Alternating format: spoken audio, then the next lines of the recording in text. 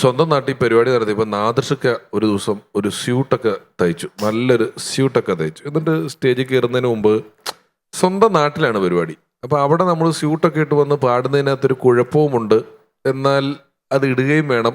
അങ്ങനെയൊക്കെ ഒരു ധർമ്മസങ്കടത്തിൽ എന്ത് പറയണം എന്നൊക്കെ അറിഞ്ഞിട്ട് പുള്ളി തന്നെ ഒരു ഐഡിയ കണ്ടുപിടിച്ചിട്ട് സ്റ്റേജിൽ കറിഞ്ഞപ്പോൾ പറഞ്ഞു, ഞാൻ ഈ ഇടയ്ക്ക് ഒരു പരിപാടിക്ക് പോവുകയാണ് എന്ന് പറഞ്ഞപ്പോൾ എൻ്റെ ഒരു സുഹൃത്ത് എന്നോട് പറഞ്ഞു, ഒന്നിക്കിൽ പാട്ട് നന്നാവണം അല്ലെങ്കിൽ കോട്ട് നന്നാവണം.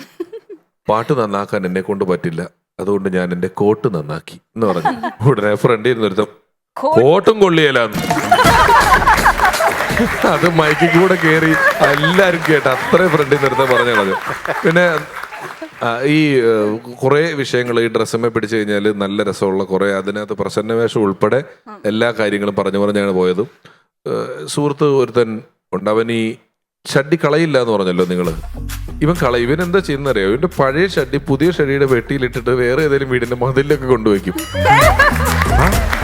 ഇതൊക്കെ ചെയ്യുന്നവരുണ്ട്. ഇവനൊക്കെ ഇന്ന് ജീവിച്ചിരിക്കുന്ന ക്യാരക്ടേഴ്സ് ആണ്. പഴയ ഷഡ്ഡി അതുപോലെ മടക്കി അതിനകത്തൊരു ചെറിയ കാർഡ്ബോർഡ് കിട്ടുമല്ലോ, അതൊക്കെ വെച്ച് മടക്കി ഈ പുതിയ ഷഡ്ഡിയുടെ പെട്ടിയിലിട്ടിട്ട് അതുകൊണ്ട് വേറെ ഏതെങ്കിലും വീടിന്റെ മതിൽ കൊണ്ടുവയ്ക്കും. ഭയങ്കര ക്രൈമല്ലേ ഇവനീ ചെയ്യുന്നത്. വലിയ മനുഷ്യനായിട്ട് എനിക്കിന്ന് ഇപ്പൊ അവൻ ചെയ്യുന്ന ജോലിയൊന്നും പറയാൻ പറ്റില്ല. അത്രയും വലിയ പൊസിഷനിലാണ് ഇവനൊക്കെ ഇരിക്കുന്നത് ഇപ്പൊ ഇങ്ങനെ ചെയ്യുന്നവനൊക്കെ.